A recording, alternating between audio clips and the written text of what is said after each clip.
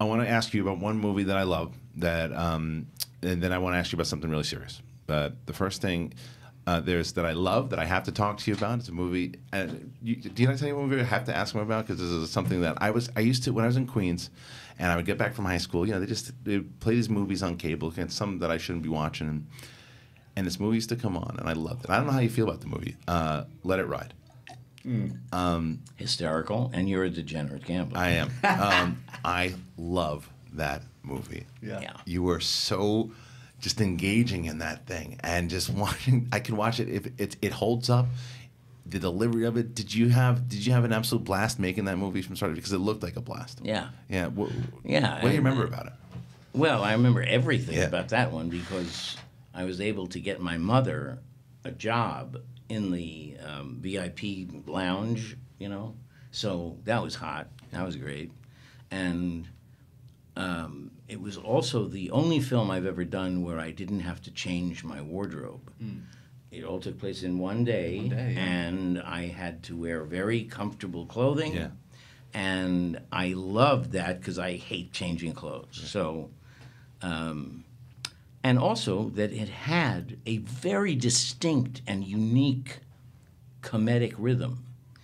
As unique as Catch-22 was by Joseph Heller, this novel and screenplay was unique to itself, and that was so exciting.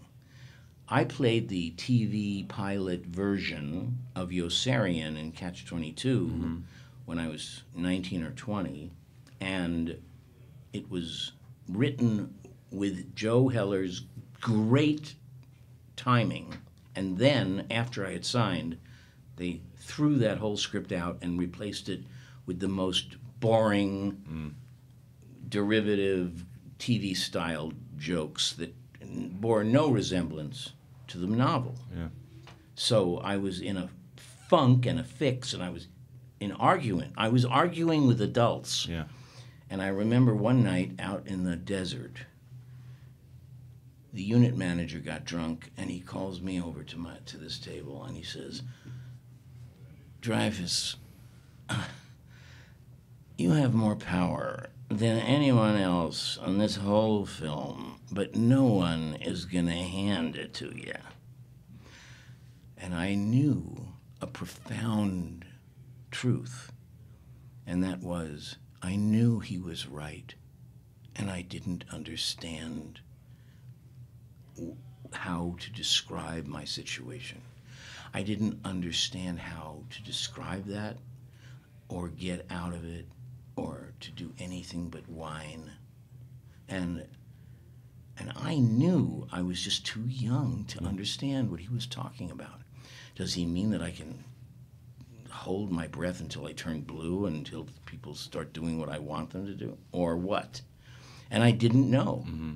This is the process you were saying earlier about how this is earning it. This was earning being able to. Yeah. Yeah. Yeah. Yeah. And I had to earn that.